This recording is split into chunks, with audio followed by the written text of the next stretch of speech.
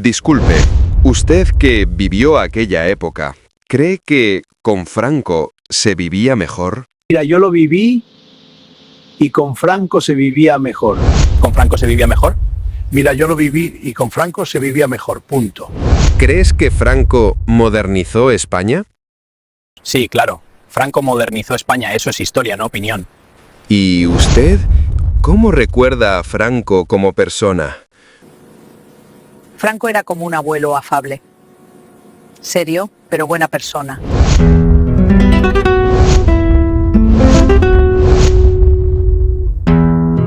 Esto no es un vídeo cualquiera. Es un experimento político. Quiero ver cómo reaccionáis, cómo pensáis, cómo os movéis cuando se os pone delante una idea que incomoda. No importa si estás de acuerdo o no. Lo que importa es que escuches hasta el final, que reflexiones y que tengas el valor de escribir lo que piensas. Porque si algo falta hoy en España, es debate real. Así que, seas rojo, azul, facha, progre o marciano, este vídeo es para ti. Dale al play, aguanta hasta el final y déjame tu comentario. Que empiece el experimento. Cuando España era una sola voz y el sol salía con firme honor, las calles eran de piedra y ley y el trabajo nunca faltó. Se alzaban torres, se abrían caminos, el campo florecía sin desatino, la familia era sagrada unión y la patria. Bueno, muy buenas valientes. Saludos y bienvenidos un día más al canal. Prestadme un poco de atención, camaradas valientes. Antes de empezar, quiero decir algo importante. Este vídeo no busca atacar a nadie, ni imponer una ideología. Lo que vas a escuchar es una reflexión crítica sobre el franquismo, basada en hechos históricos y en una visión democrática del presente. Sé que muchos de los que seguís este canal tenéis ideas distintas, incluso simpatías por aquel régimen. Y está bien. Precisamente por eso os invito a escuchar con mente abierta. No para que estéis de acuerdo, sino para que pensemos juntos. Porque si algo necesita España hoy, es debate, memoria y conciencia política. ¡Vamos allá!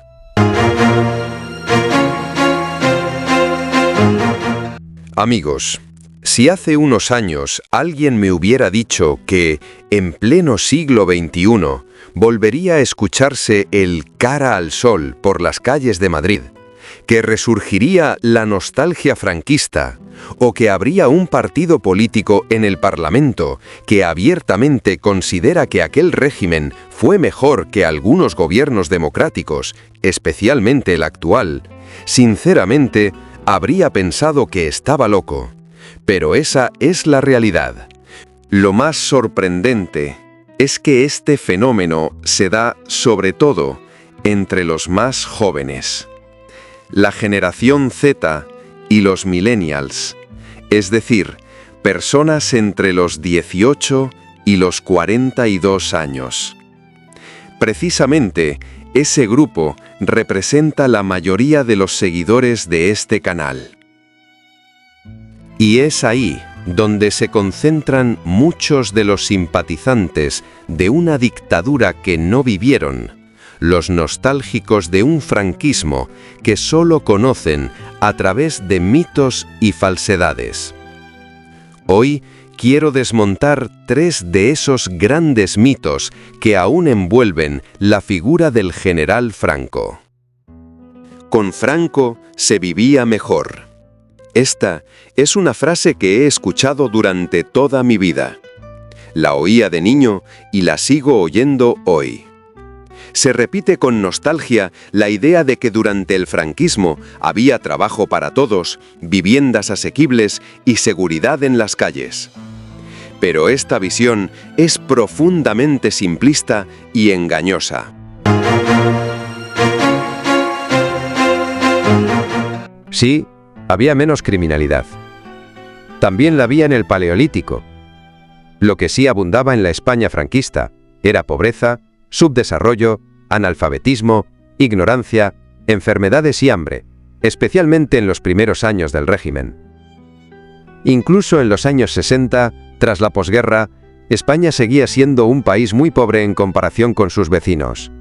En 1960, la renta per cápita española rondaba las 66.000 pesetas, mientras que en Francia superaba las 110.000. Franco no impulsó el desarrollo del país, al contrario, lo retrasó. Impidió la modernización que sí vivieron otras naciones europeas y nos dejó décadas por detrás. Es cierto que en los últimos años del franquismo hubo un auge económico, impulsado principalmente por la apertura al turismo. Pero atribuirle ese mérito exclusivamente a Franco es absurdo. No fue una genialidad suya, sino una consecuencia inevitable de la apertura al exterior. Franco fue un dictador provinciano, mediocre e ignorante. No dejó una sola frase inspiradora, ni una visión de país. No toleraba ideas distintas a las suyas, y como todo tirano, fue profundamente corrupto. Uno de los ejemplos más claros fue la apropiación del Pazo de Meirás en 1938, que su familia disfrutó durante 80 años hasta que el Estado lo recuperó en 2020. Según el historiador Ángel Viñas, Franco acumuló una fortuna equivalente a unos 388 millones de euros actuales. ¿Se vivía mejor con Franco? Sí, si eras parte de su élite o si te sometías completamente al régimen. Para quienes pensaban diferente, solo quedaban el exilio o la cárcel. Mientras Europa avanzaba, España se quedaba atrás. Y eso lo seguimos pagando hoy. Franco modernizó España. Otro mito recurrente es el del hacedor de pantanos y el supuesto creador de la seguridad social. Se nos quiere hacer creer que sin Franco no tendríamos infraestructuras ni protección social. La realidad es que en todas las dictaduras se construyen infraestructuras. También en las repúblicas bananeras. Pero eso no significa que sean logros exclusivos de los regímenes autoritarios. Las democracias también construyen pantanos, hospitales y carreteras. Y la seguridad social ya existía en muchos países europeos antes de que Franco la implantara en España. La verdadera modernización del país llegó después de su muerte, gracias a la democracia y al impulso de la Unión Europea. Fue entonces cuando se construyeron trenes de alta velocidad, autopistas y aeropuertos. Hoy España cuenta con una de las redes de infraestructuras más avanzadas del mundo. De hecho, sorprende a muchos visitantes de países como Estados Unidos o Alemania ver que nuestras carreteras, trenes y aeropuertos son, en muchos casos, superiores. Franco era un abuelo afable. Este es quizá el mito más peligroso, la imagen de Franco como un líder querido, tolerado por todos, no por represión, sino por el cariño del pueblo. Nada más lejos de la realidad. Franco fue un tirano represor y cruel. Aplicó la pena de muerte, encarceló a miles de personas por pensar diferente y no mostró compasión por sus adversarios. Bajo su régimen no existía la independencia judicial, ni la separación de poderes, ni la libertad de prensa. La cultura estaba censurada, las películas eran seleccionadas por el régimen, los libros filtrados por la propaganda, y las noticias solo podían alabar al dictador y a su entorno. Uno de los peores legados del franquismo es una ciudadanía poco crítica, que acepta sin cuestionar a sus políticos. Un sistema educativo que premia la memorización en lugar del pensamiento crítico. El problema no fue solo que el franquismo terminara, sino que lo hiciera tan tarde y sin una ruptura real, como sí ocurrió en Portugal. Muchos de los males que aún arrastra España, una prensa complaciente, políticos poco tolerantes al diálogo, escasa cultura democrática, son herencias directas de ese pasado. Conclusión: no es nostalgia, es responsabilidad. La solución a nuestros problemas no está en mirar con nostalgia al franquismo, ni en idealizar a uno de los líderes más mediocres y nefastos del siglo XX. Lo que necesitamos es renovar, reformar y regenerar esta democracia. Exigir responsabilidades a los políticos que, en lugar de resolver los problemas, los agravan. Luchar contra la corrupción, la desigualdad y la crisis de la vivienda. Hacer más eficiente la administración y el gobierno. Pero nada de eso se logrará volviendo al pasado. a una época oscura en la que una sola persona decidía el destino de todos los ciudadanos.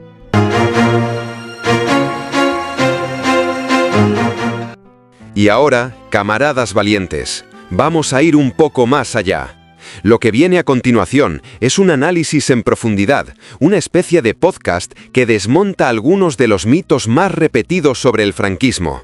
Sé que muchos de vosotros tenéis una visión distinta, y eso está bien. Aquí no se trata de imponer, sino de pensar. Si estás en desacuerdo, perfecto. Quédate, escucha y luego dime por qué. Este canal no es para los que se borran cuando algo les incomoda, sino para los que se atreven a debatir. Así que, sin más, damos paso a Desmontando mitos y falsedades del franquismo. ¡Vamos allá!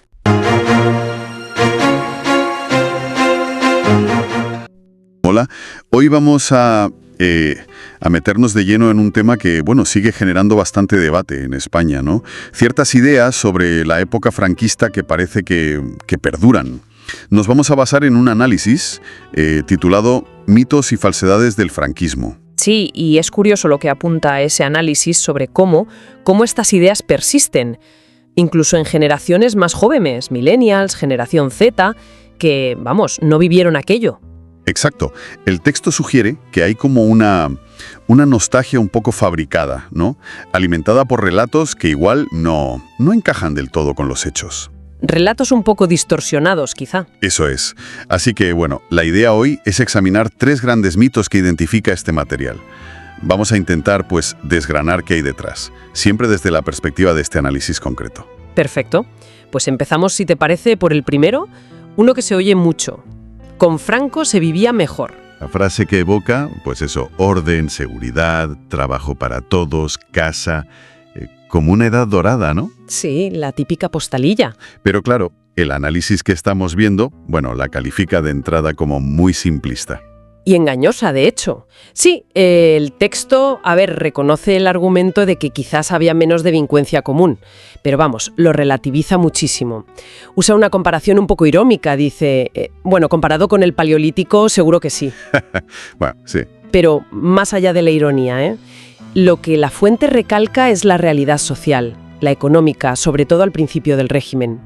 Habla de pobreza, pero pobreza muy extendida, Un subdesarrollo claro si comparas con los vecinos. Claro. Tasas de analfabetismo altísimas, poco acceso a la cultura, a la educación, problemas de salud y en la posguerra y la autarquía, directamente hambre.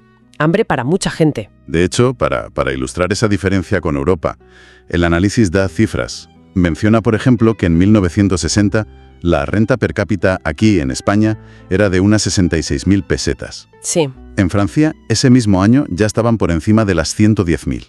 Es que la diferencia es enorme. Claro. La tesis del documento es que el régimen, lejos de impulsar el progreso al principio, actuó como un freno. Que España perdió décadas clave de desarrollo comparado con cómo se reconstruía el resto de Europa occidental después de la Segunda Guerra Mundial. Ese es un punto central, sí. El aislamiento del principio, la autarquía, las políticas... según este análisis, todo sumó a ese retraso. Y cuando por fin hay un cierto despegue económico, ya en los 60, principios de los 70. Sí, la fuente lo achaca más bien a factores externos, o digamos, no a una genialidad económica del dictador, no. Se habla de la llegada masiva de turistas, claro, sol y precios bajos. El famoso Spain is different. Eso es. Y las remesas, el dinero que mandaban los cientos de miles de españoles que tuvieron que irse fuera, a Europa, a buscar trabajo. O sea que, según esta visión, no fue tanto una estrategia brillante del régimen. No parece. Sino más bien una consecuencia casi inevitable de abrir un poquito la puerta al exterior. Algo que, sugiere el texto, igual habría pasado de todas formas, quizás antes, si no fuera por el lastre inicial de la dictadura. Exacto. El análisis presenta ese milagro español como algo bastante más modesto y tardío de lo que a veces se dice, y muy dependiente de fuera. Y esto, claro, choca con la imagen que a veces se tiene del propio Franco. Sí, porque el retrato que hace el texto de Franco es duro. Lo describe como un dictador, con visión limitada provinciana. Sí. Con carencias formativas, intolerante a más no poder y además señala temas de corrupción. Corrupción personal y enriquecimiento, sí. El ejemplo que siempre sale y que el texto recoge es el del Pazo de Meirás, Claro. como se consiguió en el 38 con esas donaciones voluntarias en plena guerra y cómo la familia lo disfrutó 80 años hasta la sentencia de 2020 que lo devolvió al patrimonio público. Y parece que no es un caso único. El análisis menciona los trabajos de Ángel Viñas, el historiador, Sí, Viñas ha investigado mucho el patrimonio de Franco. y estima, según cita el texto, que esa fortuna personal, si la traemos a valor de hoy, podrían ser unos 388 millones de euros. Una cifra enorme que desde luego choca con esa imagen de austeridad que se intentaba proyectar. Totalmente. Entonces, volviendo a la pregunta del mito, ¿se vivía mejor? La conclusión que sacamos de este análisis es que, depende de para quién, ¿no? Claro, depende mucho. Para las élites del régimen, para los que se beneficiaron, o para quien aceptaba el sistema sin más, pues quizás sí, en lo material, sobre todo al final. Pero para muchísima gente, sobre todo al principio, fue pobreza y pocas oportunidades. Y para cualquiera que disintiera, para los disidentes, las opciones eran dramáticas. O el exilio o la cárcel. O cosas peores. El análisis es muy claro en esto. Mientras Europa avanzaba hacia el estado del bienestar, las democracias. España, con Franco, se quedó atrás en muchas cosas. Se creó una brecha, sí, social, económica, política, que el texto argumenta que costó mucho cerrar y que algunas consecuencias, todavía se notan. Y esto nos lleva directos al segundo mito que trata el análisis, la idea de que Franco modernizó España. La imagen del constructor, ¿no? El hacedor de pantanos, el creador de la seguridad social. Esa idea de que sin él, pues no habría infraestructuras ni protección social. Exacto. Aquí lo interesante es cómo el análisis lo pone en contexto. Señala algo que es bastante obvio, pero que a veces se olvida. Construir cosas, infraestructuras, no es exclusiva de nadie, ni de ninguna ideología. Claro. Muchas dictaduras han hecho grandes obras públicas. Y las democracias, por supuesto, también. Construir pantanos, carreteras, hospitales. Es una función básica del Estado moderno, sea cual sea. No es un mérito único de un dictador, desde luego. Y sobre la seguridad social, que a menudo se presenta como un logro suyo. Pues el texto recuerda que los sistemas de seguridad social vienen de mucho antes. En Europa, muchos países ya tenían sistemas de protección social bastante avanzados. Claro, pensiones, seguros. Entiende. Desde finales del 19 o principios del 20, mucho antes de que se implantara algo parecido aquí en el franquismo. O sea que no fue una invención suya. No, para nada. Bismarck, en Alemania, en 1880, ya impulsó seguros sociales. Así que presentarlo como un regalo del franquismo es, según el análisis, es históricamente incorrecto. Fue más bien una adaptación tardía de modelos que ya existían fuera. De hecho, el argumento principal de la fuente es que la modernización de verdad, la que transformó España y la acercó a Europa, Esa no ocurrió durante el franquismo. sino después. El gran salto en infraestructuras, en servicios, según el análisis, vino con la democracia. Y sobre todo, de forma muy clara, con los fondos y el empuje de entrar en la Comunidad Económica Europea, luego la UE, en el 86. Ahí es cuando se nota el cambio. Exactamente. Es en democracia cuando se hacen las grandes inversiones. El AVE, que es una red enorme, las autovías que conectaron todo, los aeropuertos modernos, las telecomunicaciones. Esa transformación, pagada en buena parte con fondos europeos, es la que realmente cambió el país, argumenta el texto. Incluso el análisis destaca algo curioso, la calidad de muchas infraestructuras actuales aquí. Dice que a menudo gente de países como Estados Unidos o Alemania se sorprenden al ver trenes, carreteras o aeropuertos españoles que les parecen más modernos que los suyos. Sí, es verdad. Y ese logro, insiste el texto, es del esfuerzo en democracia, no una herencia directa del franquismo, que dejó infraestructuras mucho más modestas y anticuadas en comparación. Así que esa narrativa del franco modernizador queda muy matizada, vamos. Se reconoce que se hicieron cosas, como los pantanos, pero se contextualiza. Claro. Y sobre todo, se contrasta con el salto que vino después, con la democracia y Europa. Bien. Y llegamos al tercer mito, uno que el análisis considera especialmente peliagudo, peligroso. La imagen esa blanqueada de Franco como un abuelo afable, casi entrañable. Sí, esa idea de un líder Que, bueno, sí, autoritario, pero en el fondo buena persona, querido por el pueblo, y que la gente le obedecía por afecto, no por miedo. Esa imagen la rechaza el análisis de plano. Lo describe sin paños calientes, dictador, tirano represor y, a menudo, cruel. Recuerda algo básico: se aplicó la pena de muerte por política hasta casi el final, hasta 1975. Terrible. Miles de encarcelados por sus ideas, por ser de partidos o sindicatos ilegales, por cualquier disidencia. Y el texto subraya la ausencia total de garantías. Sin independencia judicial, los jueces sometidos al gobierno, sin separación de poderes, sin libertad de prensa, por supuesto, nada. El control sobre la información, la cultura, era total, ¿no? Según describe la fuente, una censura férrea. Absoluta. Las películas, seleccionadas y a menudo cortadas. Los libros, filtrados. Las noticias en prensa, radio y la única tele. Todo alabanzas al régimen. Unánimemente. Cualquier crítica era impensable y se castigaba duro. Se creó un ambiente asfixiante para moldear la opinión y evitar cuestionamientos. Y aquí el análisis conecta esto con algo que considera un legado muy profundo y problemático del franquismo. Sí, el impacto en la cultura cívica y política del país. Argumenta que tantas décadas de dictadura, sin libertades, con represión, con propaganda, pues fomentaron una ciudadanía poco acostumbrada al debate, al pensamiento crítico, a participar. Señala también al sistema educativo de entonces. Claro, un sistema que primó mucho tiempo la memoria, los dogmas, la obediencia, en lugar del análisis crítico, de formar ciudadanos autónomos. Incluso mete una reflexión sobre la transición, ¿no? Ese paso a la democracia. Sí, sugiere que, a diferencia de Portugal, por ejemplo, con la Revolución de los Claveles, donde hubo una ruptura más clara con la dictadura... Aquí fue más pactado. Exacto. Una transición más pactada, donde no hubo una quiebra total con ciertas estructuras, mentalidades, incluso personas del franquismo. Y eso, según la fuente, pudo tener consecuencias. Consecuencias a largo plazo. Sí. El texto plantea que esa falta de ruptura más radical, aunque igual evitó conflictos en el momento, pudo permitir que sobrevivieran ciertas inercias, ciertos males, los llama, que todavía afectarían a la democracia española hoy. ¿Y qué males serían esos, según el análisis? Pues enumera varios. Habla de una tendencia en algunos medios a ser muy complacientes con el poder. Menciona a una clase política que a veces se ve como poco dialogante, muy en sus posiciones, con dificultad para pactar. Ya. Y en general diagnostica una cultura democrática que considera todavía algo débil o inmadura, si la comparas con países con más tradición democrática sin interrupciones.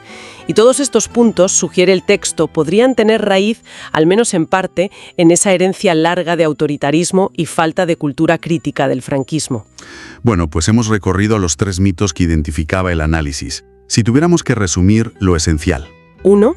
Lo de con Franco se vivía mejor, desmontado por la fuente, por la pobreza inicial, el retraso con Europa y la represión. Eso es.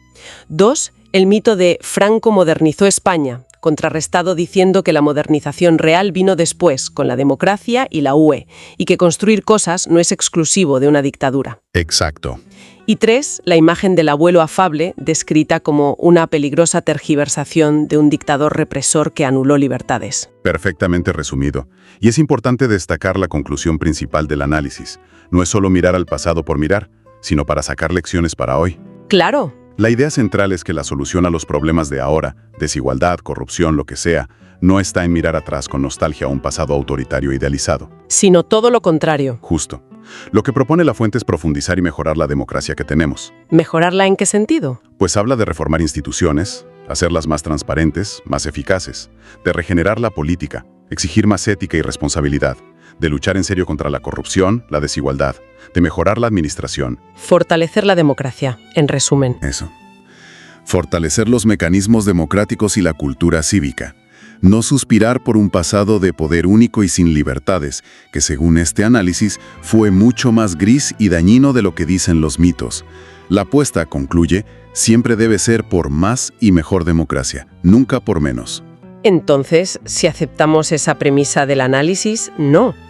Sobre una herencia de cultura democrática que se puede mejorar y un pensamiento crítico algo debilitado como legado. En la reflexión final que podríamos lanzar, inspirada por estas ideas, sería esta. Teniendo en cuenta esa herencia que describe la fuente, ¿qué pasos concretos, individuales o colectivos, se podrían dar hoy para fortalecer de verdad esa cultura democrática? Esa capacidad de diálogo, ese espíritu crítico, esa participación ciudadana que el texto ve esenciales y que, argumenta, quedaron, lastrándonos por aquel periodo. Una buena pregunta para seguir pensando. La dejamos ahí, abierta, como una invitación a reflexionar. Cuando España era una sola voz y el sol salía con firme honor, las calles eran de piedra y ley y el trabajo nunca faltó. Se alzaban torres, se abrían caminos, el campo florecía sin desatino, la familia era sagrada unión y la patria. Bueno, camaradas, después de todo este repaso histórico lleno de datos, comparaciones y reflexiones, quizá algunos seguirán pensando que con Franco se vivía mejor, que había orden, trabajo y que todo era más sencillo. Y, oye, si eso te convence más que la democracia, la libertad de prensa o el derecho a pensar diferente, pues adelante. Dicen que el tiempo todo lo borra, pero hay memorias que el alma guarda con orden, fe y tradición. Vivíamos bajo una sola canción.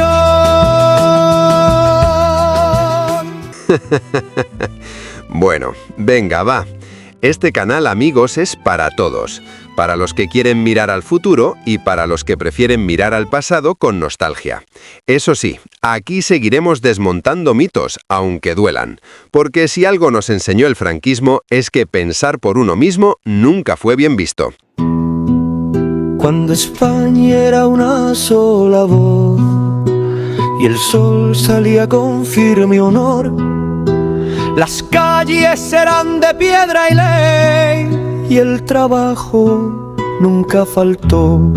Se alzaban torres, se abrían caminos, el campo florecía sin desatino, la familia era sagrada unión y la patria nuestro corazón.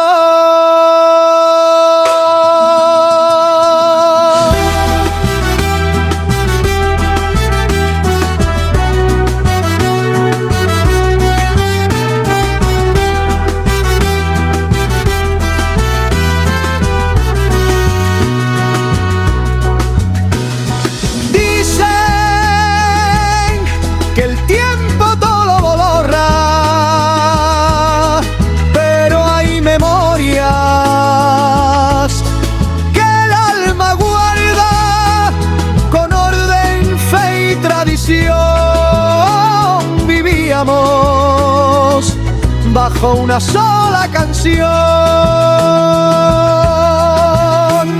Las fábricas rugían al alba, los niños corrían sin miedo ni falta, la bandera ondeaba sin división y el deber era nuestra misión.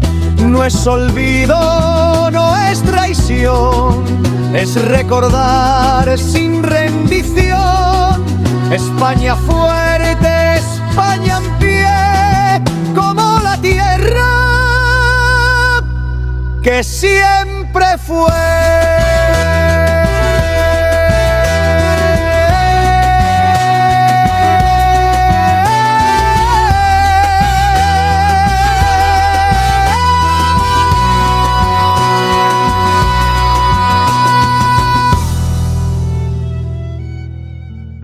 Y hasta aquí, camaradas, este humilde servicio a la verdad.